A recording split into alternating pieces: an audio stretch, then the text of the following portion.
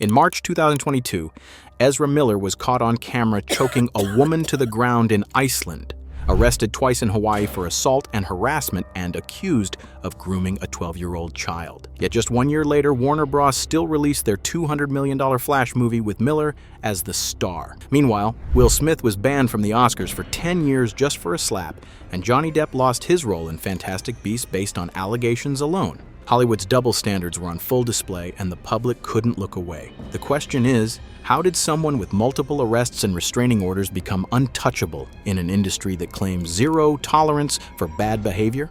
Because if there's one thing Ezra Miller's case proves, it's that in Hollywood, principles always have a price tag. Long before the controversies, Ezra Miller was considered one of Hollywood's most promising young talents. Born in 1992 in New Jersey, Miller showed exceptional potential early on. They abandoned traditional schooling to pursue acting after appearing in the opera White Raven at the Metropolitan Opera at just 6 years old. Their feature film debut came in 2008 with After School, a drama that premiered at the Cannes Film Festival, but it was their breakthrough role in the 2011 psychological thriller We Need to Talk About Kevin that truly put them on the map. In that film, Miller played a disturbed teenager who commits a school massacre. Their performance was chilling, nuanced, and mature beyond their years. Critics were stunned by Miller's ability to portray such darkness with such authenticity, and Hollywood immediately took notice. Owen Gleiberman from Entertainment Weekly wrote, "Miller's Kevin is a brilliant creation of evil that stands with the best of cinema's bad seeds." The performance established Miller as a serious actor with tremendous range and depth. Miller's star only continued to rise when they were cast as Patrick in the coming-of-age drama The Perks of Being a Wallflower, alongside Emma Watson and Logan Lerman.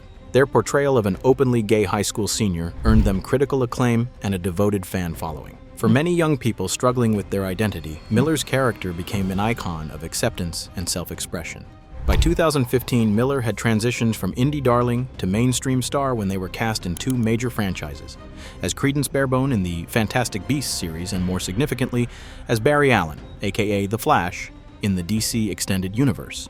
Warner Bros. Had essentially bet hundreds of millions of dollars on Miller's talent and marketability. They made their first appearance as The Flash in Batman v Superman: Dawn of Justice, followed by Justice League, with plans for a standalone Flash movie that would eventually cost nearly $200 million to produce. But beneath the rising success, troubling signs were beginning to emerge. In April 2020, during the early days of the COVID-19 pandemic, a disturbing video surfaced online. It showed Miller at a bar in Reykjavik, Iceland, grabbing a young woman by the throat and throwing her to the ground. The 7-second clip quickly went viral, but surprisingly, the incident didn't lead to any significant consequences for Miller's career. No charges were filed, and Warner Bros. Made no public statement about the altercation. The studio simply continued production on Fantastic Beasts: The Secrets of Dumbledore, with Miller still in their role. This would prove to be just the beginning of Miller's increasingly erratic and dangerous behavior. In early 2022, Miller's conduct escalated dramatically. In March, they were arrested in Hawaii for disorderly conduct and harassment after an incident at a karaoke bar. According to police reports, Miller became agitated when bar patrons began singing karaoke, yelled obscenities, grabbed a microphone from a woman singing, and lunged at a man playing darts. Just 3 weeks later, they were arrested again in Hawaii for second-degree assault after allegedly throwing a chair that struck a woman in the head at a private gathering. Court documents also revealed that during their time in Hawaii, a local couple filed a restraining order against Miller, claiming the actor burst into their bedroom and threatened them, saying, "I will burn you and your slut wife."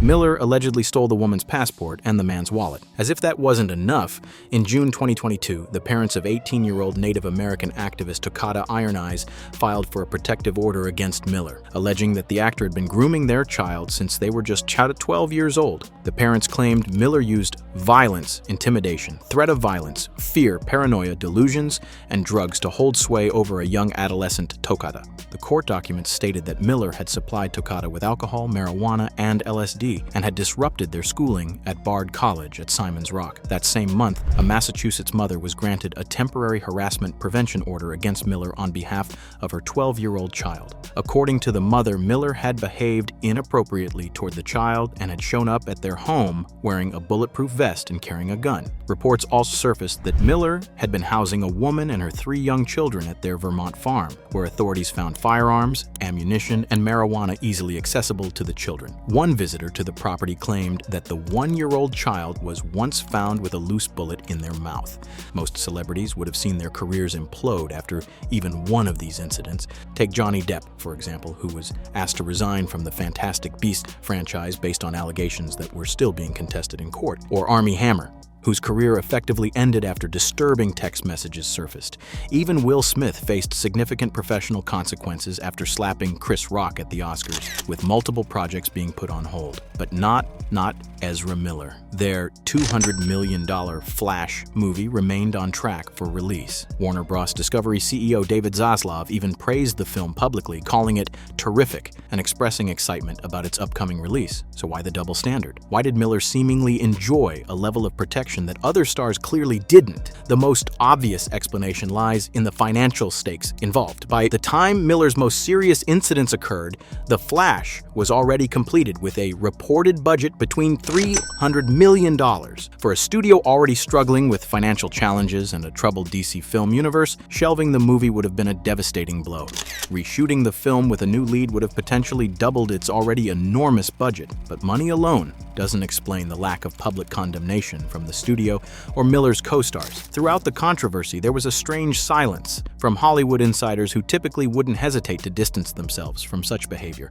Some industry analysts have suggested that Miller's identity as a non-binary person who uses they/them pronouns may have complicated the public response. In an era where representation matters tremendously, there might have been concerns about how criticism of Miller would be perceived. However, this explanation falls flat when one considers that Hollywood has never hesitated to hold other members of the LGBTQ community accountable for misconduct. More likely, it was Miller's status as the face of not one, but 2 major Warner Bros. Franchises that afforded them unique protection. The studio had invested not just money, but years of planning and brand development around Miller's portrayal of these characters. To admit they had backed the wrong person would be to undermine confidence in their entire decision-making process. In August 2022, after months of escalating headlines, Miller finally released a statement saying they were seeking treatment for complex mental health issues. The statement read, "Having recently gone through a time of intense crisis, I now understand that I am suffering complex mental health issues and have begun ongoing treatment. I want to apologize to everyone that I have alarmed and upset with my past behavior. I am committed to doing the necessary work to get back to a healthy, safe, and productive stage in my life." This carefully worded apology came just as Warner Bros. Was facing mounting pressure to address the situation. The timing suggested a coordinated strategy to rehabilitate Miller's image just enough to allow The Flash to proceed with its release. In the months that followed, Miller largely disappeared from public view, presumably undergoing the treatment they mentioned. Warner Bros. Proceeded with a modified promotional strategy for The Flash, limiting Miller's public appearances and focusing marketing efforts on the film itself, rather than its troubled star. When The Flash finally hit theaters in June 2023, the film underperformed at the box office, grossing just $268 million worldwide against its massive budget. Critics were mixed, with some praising the movie while others couldn't separate the art from the artist. The controversy surrounding Miller undoubtedly impacted the film's performance, but the financial damage to Warner Bros. Would have been far worse had they scrapped the project entirely. As for Miller's future in Hollywood, it remains uncertain. Their role as Credence Barebone in the Fantastic Beasts series appears to be over, not because of their behavior, but because Warner Bros. Has paused the franchise after the 3rd film's disappointing performance. And with James Gunn and Peter Safran taking over DC Studios and planning a complete reboot of the universe, Miller's time as The Flash has also come to an end. The saga of Ezra Miller reveals an uncomfortable truth about Hollywood. Moral standards are often applied selectively, especially when hundreds of millions of dollars are at stake. While the industry prides itself on progressive values and social responsibility, the Miller case demonstrates that these principles can be compromised when financial interests are threatened. In the end, Miller wasn't canceled, they were managed. Their career wasn't destroyed because it was put on pause. And while other celebrities have faced swift and severe consequences for less serious offenses, Miller was given chance after chance, protected by a system that had simply invested too much to let them go. As Hollywood moves forward, the Ezra Miller case should serve as a cautionary tale about the dangers of building massive franchises around singular talents without adequate vetting and oversight. Because when the star implodes, it's not just their career that suffers, it's everyone who depended on their success, from studio executives to crew members to fans who invested their time and passion into characters that will forever be tainted by the actions of the person who portrayed them. The question now is whether Hollywood has learned its lesson, or if another Ezra Miller is waiting in the wings, protected not by their talent, but by the money they represent.